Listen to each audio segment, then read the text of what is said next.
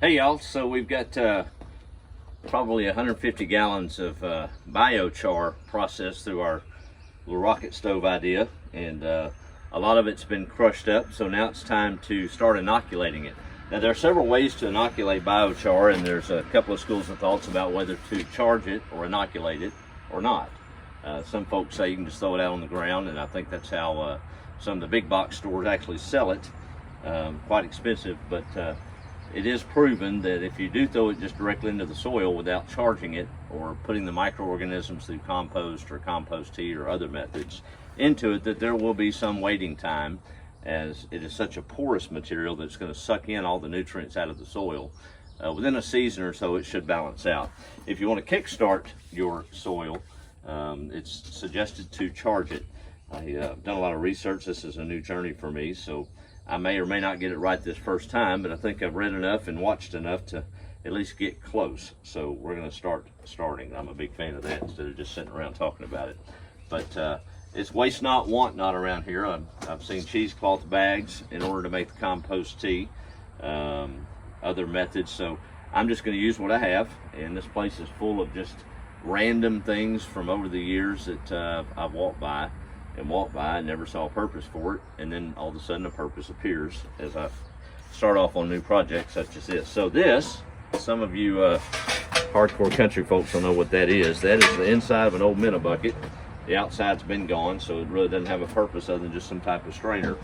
And then everybody, well, not everybody, but on an old farm like this, you've got old window screens that have served their purpose. Some of them are rusted out. This one seems to be in good shape, but it's not viable for a window anymore, so we're going to use that as kind of a strainer.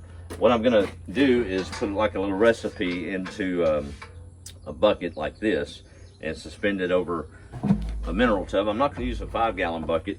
I've got plenty, but I need to do a little bit bigger volume, so I'm going to use an old mineral tub, and that's how we'll do the tea. We'll talk about the recipe in a minute. Again, I'm just gleaning info, so anything we do to inoculate that biochar will be helpful. And that's what I'm going to attempt to do. But using what I got an old minnow bucket.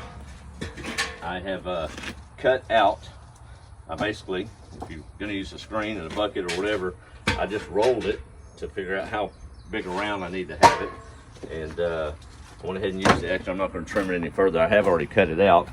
Good old pair of kitchen scissors did the trick on this screen. I got tickled. I remember Memo and different ants with the pinking shears, the good sewing scissors. Those didn't leave the house. This is an old cheap pair, so I won't be getting in trouble on that. But basically then I just measured how tall it is, fold it over the bottom because I need like a little bottom anyway, and it goes right into the bucket and will create more of a strainer effect for me, which is what I'm looking for, to hold my recipe ingredients in the bucket and let the water filter through it as we circulate it. We'll talk about that more when I get to that point. Got a good little rain shower yesterday. The garden needed it, but it's struggling. But that enabled, I was getting a little low on my rainwater stores, and that filled up. I think I've got probably 200 gallons again. So we're in good shape on that. We don't want to use city water or chlorinated water for this compost tea. If you do, you need to let the sun bake a lot of that chlorine out before you do so. I know a lot of the municipalities are using a little bit different form of chlorine. The old school was to let it sit out in the sun for a day or two, but they're using a derivative of chlorine in a lot of the big metropolitan areas that it's going to take a week or two for it to all get out of the water. So rainwater is preferred. If you have to use city water, make sure you've let it sit quite some time in the heat to get all the chlorination out, or it's just going to kill the microbes that you're trying to attract to the biochar. Okay, on to the next step of kind of gathering my materials for the recipe and getting rainwater around here and start getting set up, and we'll check back in right in a minute. Got my strainer minnow bucket ready. Well, we've gathered all our supplies. I've got 20 gallons of fresh rainwater in this old mineral bucket that we're reusing, and I got our little tea bucket bag, whatever you want to call it, homemade, with a screen inside mesh to kind of slow down the worm castings and all from leaking out and just letting it go through and water flow. I did have to purchase a small aerator. It's small, but it'll do for now. So we've got the oxygen going. That's going to prevent the anaerobic bacteria from developing. You've got two types, anaerobic. Oh, there's thousands, but millions maybe. But the two we're focused on is aerobic and anaerobic. Aerobic likes an oxygen-filled environment. Anaerobic breeds in an oxygen-deprived environment. So although it's not the biggest airflow I wanted, it's enough to, I'm assuming, keep the aerobic microorganisms or bacteria, whatever it is, developing and breeding. That's what we're wanting. So I've never had a whole lot of luck with worm composting bins here on the place. There's earthworms all over the place, but I always tend to get it a little bit too wet and they end up leaving the bin, and that's where I'm at this week. Of course, it wasn't enough time to have a harvest of worm castings. I just set it up about 2 weeks ago, but looked this morning, and out of the 130 I've put in there, I think there's about 30 left. So a little frustrated on that, but then I thought, well, my goodness, I've got woods all around where I got the earthworm, so everybody knows that's natural compost out there in the old woods. So I went up to the pear orchard and scraped back that leaf litter and compost right underneath it, and lo and behold, nothing but worm castings right underneath the leaf of the forest floor. So scraped that back, got some worm castings up, earthworms going everywhere. I guess I don't need a bin out here in the country. So we got a good bucket of that, and I put, I don't know what proportion to put all this stuff together, so I'm just experimenting. So I've already put 3 quarts. This is a 4-quart scoop. Basically just filled it up to about right there with the worm castings. And I've got chickens, and everybody knows chicken manure is some of the best fertilizer you can have. I don't know that it has a place necessarily in compost tea. I've seen a couple of different schools of thoughts, but I figured it couldn't hurt as we're charging the biochar.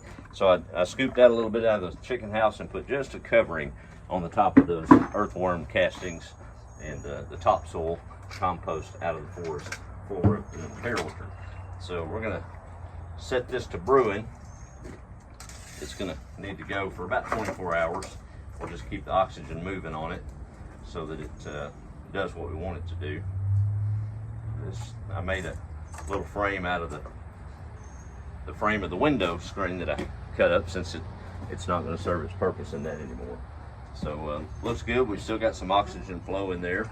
I do want to take and put some sugars for the microorganisms to feed off of. One of the most popular ones is molasses, and stopped by and bought a gallon jug out of the hunting section, one of our local stores. They had a couple of different varieties. Most of this is for deer attractant, and the other couple of varieties had a lot of other ingredients that I really didn't need. I'm mainly just after the molasses for the sugar content for those microorganisms. And there's no real recipe how much to put in, but I'm just going to dump a little because we're wanting those to multiply, so they need something to feed off of. They're in that worm casting dirt. We'll see how that works. So we've got it cooking, and we'll see how it comes out tomorrow as we get ready to charge our biochar. It's advisable to wet that biochar, because the way we do it on that rocket stove, as it cools off, because it's a self-maintained system, it tends to develop a little carbon or tar, not carbon, but tar, on the pores as it cools. So wetting it with just simply water, preferably rainwater, which it did by design with no roof here yesterday, it kind of opens up those pathways, those pores where we want the microorganisms, the nutrients and all to populate that biochar. So we're breeding microorganisms, anaerobic bacteria, all of that in this compost tea of sorts. And then after it's developed and going good, we'll take the oxygen off and quite quickly soak all of those into that biochar, and they'll just find little homes in the biochar hotel. And then we'll be ready to add it to our soil and do some garden testing to see if it's all that it's cracked up to be. But excited about the progress we're making, and glad you've chosen to follow along. Click subscribe on the YouTube channel and follow this playlist, and we'll keep you updated on the journey. We plan to do this on a much larger scale, but good things start small, don't they? So we're going to do that to begin, just kind of work out all the kinks, see what works, see what doesn't, and glad to have you along for the journey.